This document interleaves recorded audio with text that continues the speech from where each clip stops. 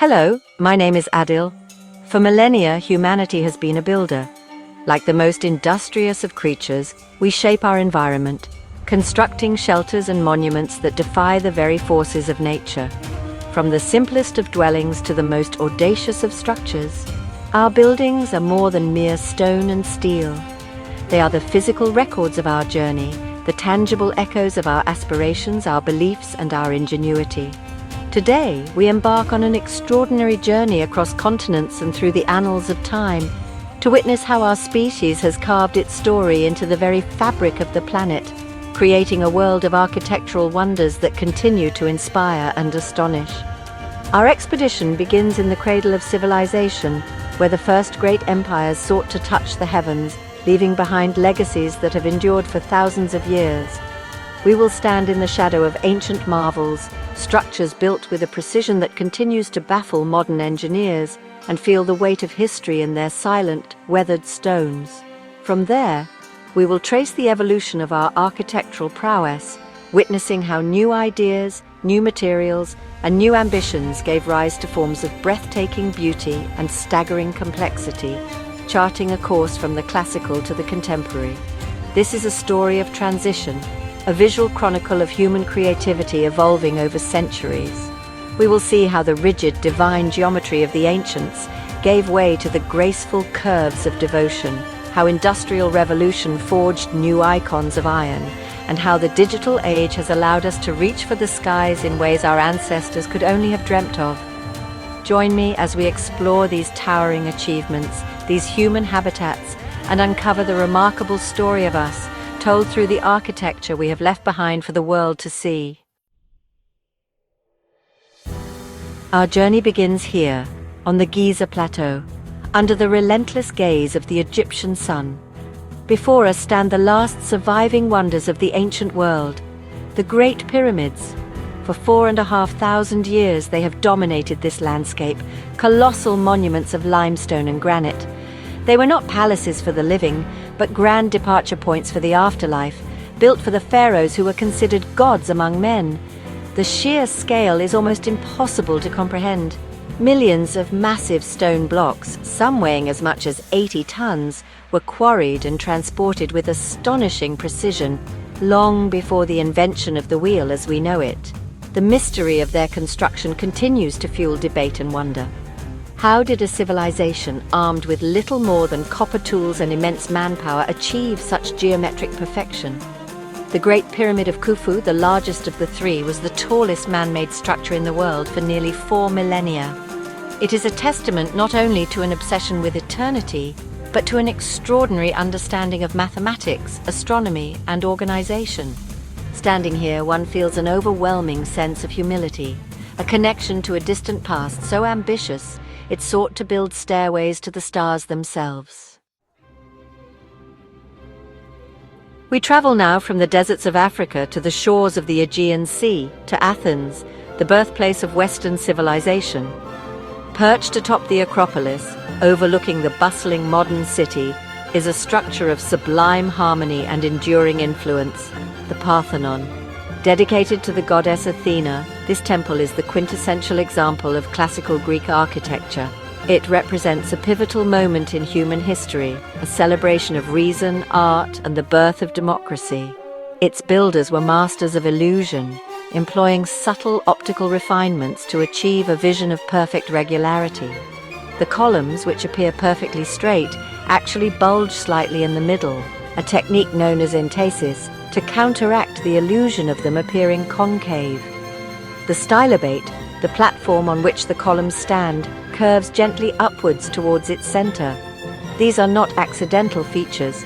They are the deliberate work of architects like Iktinos and Kallikrates, who understood human perception with profound sophistication. Though now a magnificent ruin, ravaged by time and conflict, the Parthenon's spirit endures.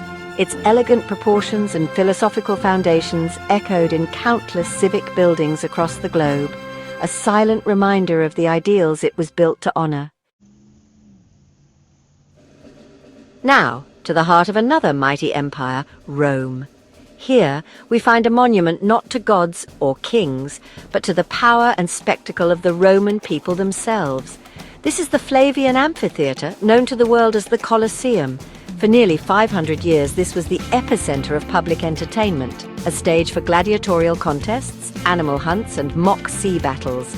Its scale is immense, capable of holding an estimated 50 to 80,000 spectators, all arranged by social rank. It was a marvel of engineering, a masterclass in crowd control. Its genius lies in its structure. The Romans, masters of the arch, used it here to create a robust yet elegant facade. A complex system of barrel vaults and groin vaults supported the tiered seating and allowed for 80 separate entrances and exits, meaning the entire colossal venue could be filled or emptied in a matter of minutes. Below the wooden arena floor lay the hypogeum, a subterranean network of tunnels and cages where gladiators and animals were held before being lifted dramatically into the arena. The Colosseum stands today as a powerful, if brutal, symbol of Roman ingenuity and their insatiable appetite for spectacle. We journey east to the city of Agra in India to witness a structure born not of power or faith, but of profound love and loss, the Taj Mahal. It appears almost to float above the ground, a vision of ethereal beauty reflected in the tranquil waters before it. Commissioned in 1632 by the Mughal Emperor Shah Jahan, this mausoleum was built to house the tomb of his beloved wife, Mumtaz Mahal, who died during childbirth. It is perhaps the most extravagant and beautiful monument to love ever created, an elegy in marble. The entire complex is a masterpiece of symmetry. The main tomb is flanked by 4 minarets, each leaning slightly outwards so that in the event of an earthquake, they would fall away from the precious dome. The white marble is not plain. It is inlaid with a dazzling array of semi-precious stones, jade, lapis lazuli, turquoise, forming intricate floral patterns in a technique known as pietra dura. As the sun journeys across the sky, the character of the marble changes, shifting from a soft pink at dawn to a milky white in the day and a burnished gold at sunset. It is a living, breathing work of art, a testament to a love that sought to transcend death itself. Our story now takes us to a turning point in history, the Industrial Revolution. In Paris, a city of stone and classical beauty, a new kind of structure emerged, one that would shock the world, the Eiffel Tower. Built for the 1889 World's Fair, it was a temporary monument to a century of industrial and scientific progress. Composed of wrought iron, a material of the new age, its lattice-work design was unlike anything seen before. Many Parisians, particularly those in the artistic community, were horrified, calling it a monstrous and useless factory chimney. But what was once decried as a blight on the skyline has, over time, become the quintessential symbol of Paris itself. Gustave Eiffel's creation was an engineering marvel, demonstrating the potential of iron to create structures that were both strong and incredibly light. It was the world's tallest man-made structure for 41 years, a beacon of modernity that heralded a new architectural age. Its transformation from a controversial engineering feat into a beloved global icon is a powerful story of how perceptions change and how the truly revolutionary often takes time to be fully embraced. From the heart of 19th century Europe, we now leap across the globe and forward in time to 20th century Australia. Here, on Bennelong Point in Sydney Harbour, is a building that seems to defy convention, a sculpture rising from the water, the Sydney Opera House. Its design, a series of gleaming white sail-like shells, is one of the most instantly recognisable architectural forms on the planet. When Danish architect Jorn Utsen's design was chosen in 1957, it was so ambitious and unconventional that the technology to actually build it did not yet exist. The challenge of creating these immense curving roof structures pushed the boundaries of engineering and construction. It took years of research and the dawn of computer-aided design to solve the geometric puzzle, realizing that the shells could all be derived as sections from a single sphere. Opened in 1973, the Opera House is a triumph of expressionist architecture, a place where art is not only performed within its walls but is embodied by the very structure itself. It is a bold, optimistic statement, perfectly at home in its stunning harbour setting, a symbol of a young nation's cultural ambition. Our final destination takes us to the modern metropolis of Dubai, a city that has seemingly sprung from the desert sands within a single generation. Here, piercing the clouds, is humanity's most recent and audacious attempt to scrape the sky, the Burj Khalifa. At over 828 meters, it is, by a staggering margin, the tallest building in the world. It is more than just a skyscraper. It is a vertical city containing residences, offices, and hotels.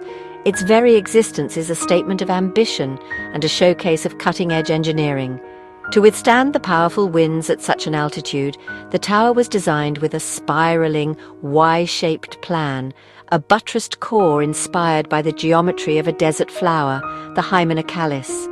This shape confuses the wind, preventing it from forming organized vortices that could cause the tower to sway dangerously. It is the culmination of everything we have learned over millennia of building.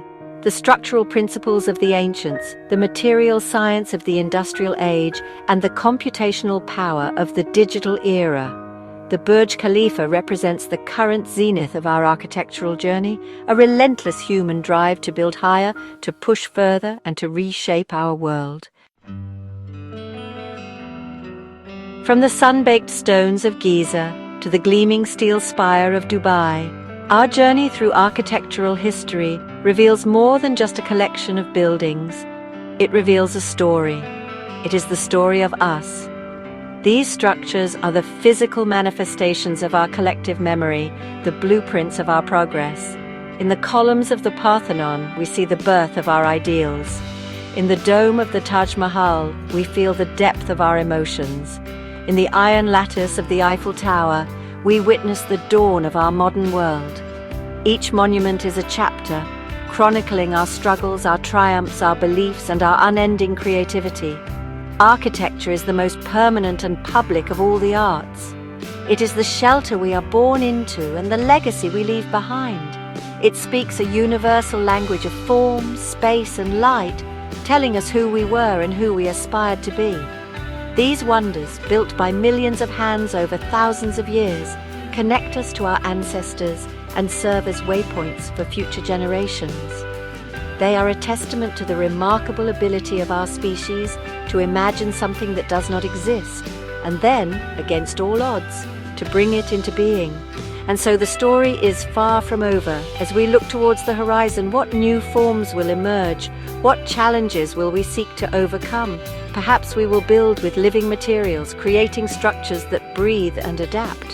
Perhaps our cities will reach deeper into the oceans or further into the stars.